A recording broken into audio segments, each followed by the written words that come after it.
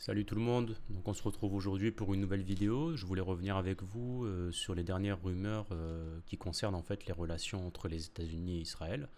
Il semblerait que les relations entre ces deux pays se dégradent pas mal ces derniers temps, donc c'est vraiment inhabituel car on sait que voilà, les États-Unis c'est un soutien inconditionnel d'Israël.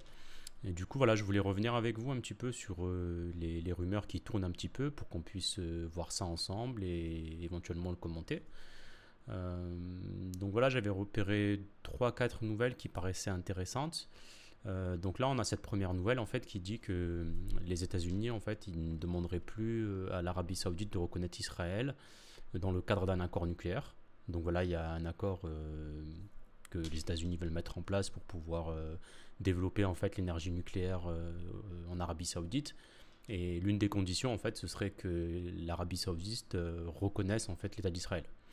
Donc là, apparemment, cette condition elle est plus sur la table. Donc ça montre vraiment qu'il semble se passer un truc justement entre Trump et Netanyahou. Euh, j'ai vu cette information aussi, voilà, donc on apprend que Trump a coupé le contact avec Netanyahou. Et en fait, il aurait dit que Netanyahou et ses alliés étaient arrogants. Et apparemment, ce qu'il n'a pas aimé, en fait, c'est que Netanyahou tente vraiment de manipuler Trump et les États-Unis pour pouvoir les embarquer en fait dans un bourbier en Iran. Donc, on a vu, voilà, ces dernières semaines qu'il y a eu une tension assez élevée entre l'Iran et Israël. Du coup, voilà, Israël, ils ont vraiment essayé de pousser les États-Unis pour qu'ils tapent justement les installations nucléaires iraniennes. Sauf qu'il semblerait qu'en fait l'administration Trump a refusé de faire ça justement parce qu'ils se sont dit voilà que c'était vraiment un bourbier et qu'il fallait pas y aller. Moi, je suis assez surpris de ça parce que voilà, on connaît les positions très pro-israéliennes de Trump, on connaît les personnes qui le financent. Donc voilà, c'est assez surprenant venant de lui. Il y a un autre truc voilà qui est assez gros. Donc là, en fait, mi-mai, Trump il est censé se rendre en Arabie Saoudite, enfin plutôt dans les pays du Golfe, voilà, pour une visite. Et voilà, on entend pas mal de rumeurs, donc ça vient de tomber juste aujourd'hui, qu'apparemment Trump serait prêt à reconnaître un État palestinien, bien sûr à condition que ce soit pas dirigé par le Hamas, mais voilà. Donc moi je sais pas trop quoi en penser, je sais pas ce que vous en pensez vous aussi, mais j'ai l'impression soit c'est une stratégie encore de la part de Trump, donc il nous a habitué ça avec les droits de douane, donc c'est-à-dire faire un peu des déclarations un peu explosives à la télé ou sur les réseaux sociaux pour pouvoir justement avoir de la marge de négociation par derrière.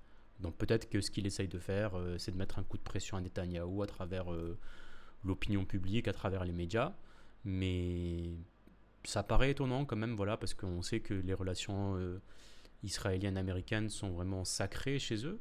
Donc le voir faire du buzz autour de ça, ça paraît assez étonnant. Donc voilà, je voulais vous faire part un petit peu de ces informations. Donc j'avais vu aussi en fait que le secrétaire à la défense de Trump, donc Pete Hegseth, il devait se rendre en fait en Israël dans les jours à venir et la visite elle a été annulée. Donc voilà, un indice de plus. Donc il y a vraiment un faisceau d'indices qui montrent que les relations entre Trump et Israël semblent se détériorer. Donc je sais pas, moi je serais assez prudent personnellement et je voulais avoir un peu votre avis. Voilà, qu'est-ce que vous en pensez? Est-ce que vous pensez que vraiment les deux pays se déchirent ou est-ce que vous pensez que c'est voilà une phase temporaire? Donc voilà, n'hésitez pas à me dire ça en commentaire. Merci et bonne journée.